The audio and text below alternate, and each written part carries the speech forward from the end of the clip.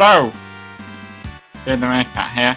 Welcome to a special video in which I show myself beating Ultima Buster. It doesn't happen every day, but it's happening today. I'm pretty pleased about it. So yeah, hello. This is going to be a long video, but I'm gonna show myself off beating that, and I'm sorry that I didn't start talking immediately, but I figured, well, this might not work. So I should probably point out that I've given Edgar something that makes him float, a relic that does that, which I already had.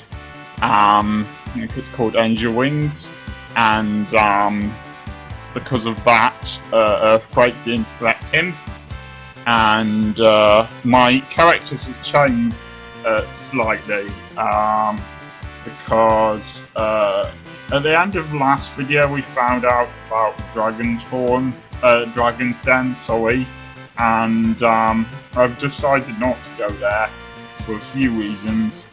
Reason number one, I just want to get Pepsi's tower over and done with. Reason number two, according to Strategy Guide, all of your characters need to be at least level 85 in order to beat it, and my characters aren't. And finally, my characters are a very long way away from that. And finally, I tried beating it and I couldn't. I know sometimes I say that and then I go ahead and beat it anyway, like I just did with this thing. But in this particular case, no, I'm not going to Dragon's Den to get the final extra dragon that appears after all of the other 8 dragons have been defeated. And in that side, you'll just have to cope with that, because that's what I'm going to do. Sorry, but it's not worth doubling the level of all of my characters in order to do that. So that's why and then I had to come back here again, so because of that, characters' levels have increased, and I've accidentally put Surveys and Go-Go in there, who I don't think are supposed to be in the second group. But that's what's going on at the moment. I'm just getting my characters back to the same place they were in before, at the end of the last episode. And that's enough of me droning on. But yeah, that's that done. And I'm also gonna get the third group back to their original price as well. Looks like I'm gonna have to give them a sprint shoot. But that's fair enough. So yeah, I don't know how much of that I'm gonna show off, but I just thought, even if this video only ends up being very short and basically me beating Ultima Buster, at least, you know, you'll have seen me beat that. It might turn out to be short because it's night. Right now it's late. I've just come back from visiting my parents, which is why it's been a few days since I've uploaded a video. Slightly longer than it normally is.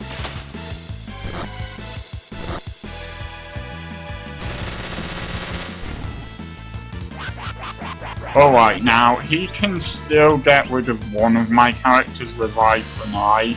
As long as I keep the other one going, then it shouldn't be a problem.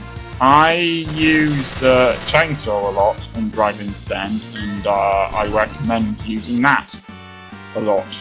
It's quite helpful.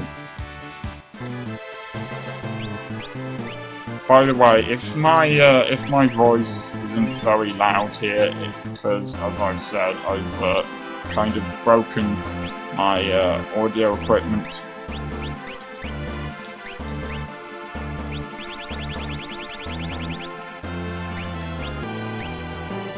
And I went ahead whilst I was out of this dungeon and got some more equipment, basically just the same stuff that I normally get. So more stuff that can heal, more stuff that can revive, things like that.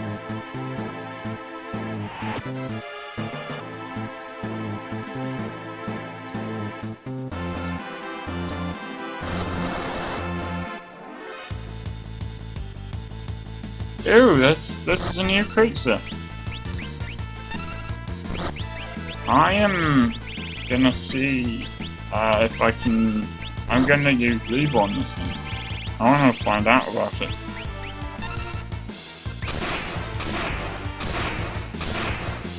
But it seems fairly powerful.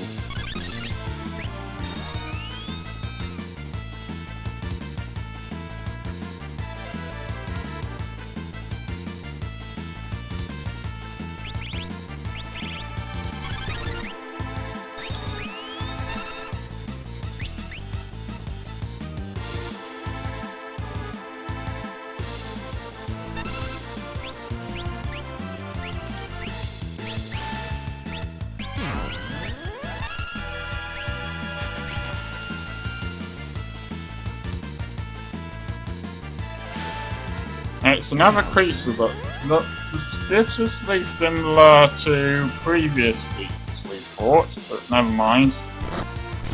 Called Mud Sud, apparently. I don't know why.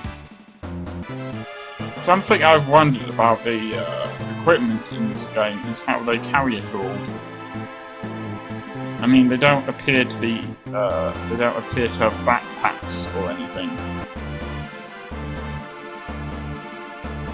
Ah! I hadn't opened this one, it seems. Well, you know what Force Armor does, but, yeah! There you go.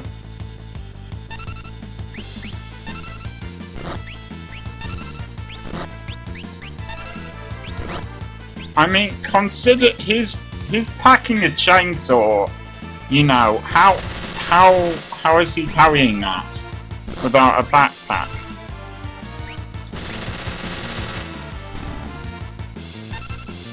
I mean, maybe if it was just the chainsaw, he could put it in some kind of holster, but he's got an auto crossbow, he's got a noise blaster, he's got a drill, and he's got a bio blaster. And those sound to me like they'd be pretty heavy things to carry. Seems to just pull them out of nowhere. I mean, I can think of one place you could pull them out of, but I would rather not think of that place. Even then, I'm not sure how logical it is.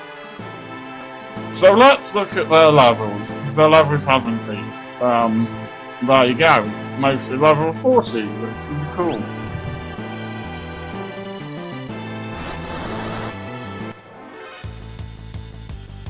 Now, there's something interesting I've discovered about these, or mildly diverting, is there are in fact 4 of them.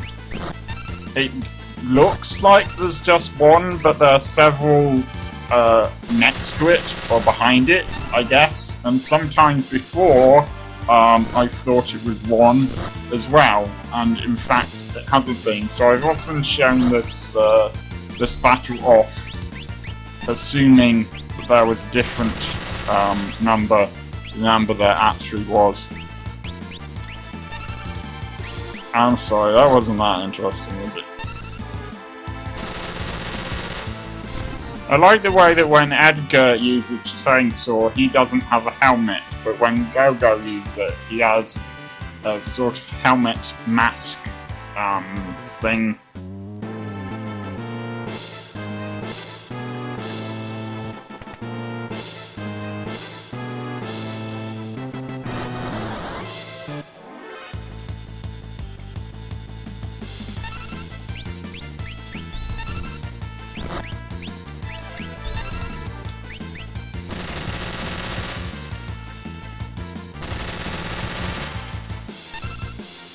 And his Go-Go's chainsaw looks slightly different as well.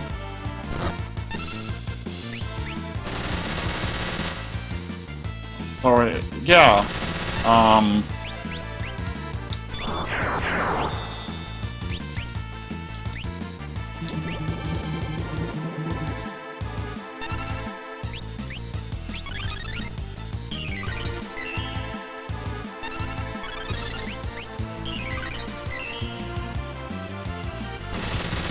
See, Edgar's looks very stable, and Go-Go's doesn't.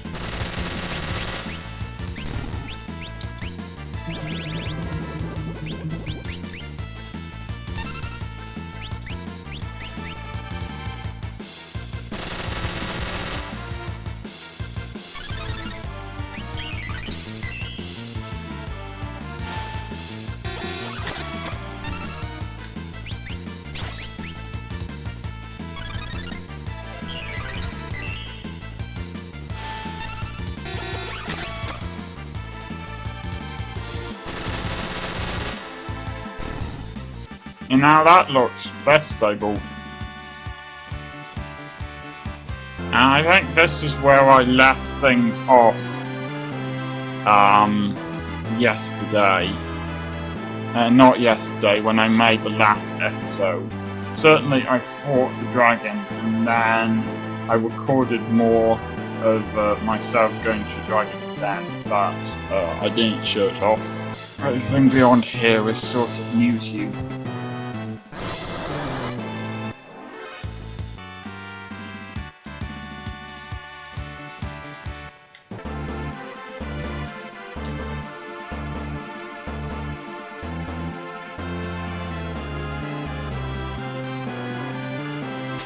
Okay, and now I need to do the same thing with the other team, Morg's team. I know certain parts of this haven't been that interesting. Hopefully, at the very least, beating the boss has, and hopefully some of my talking has entertained you.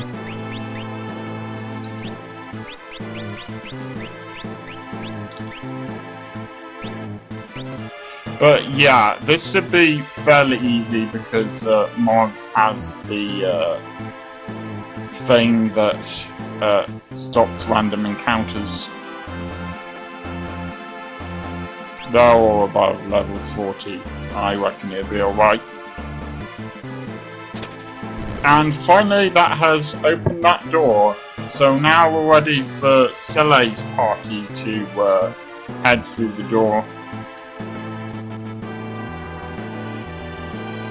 That boosts HP by 50%, so I'm actually going to give her that, because, yeah, she's a pretty weak character, as I may have mentioned before.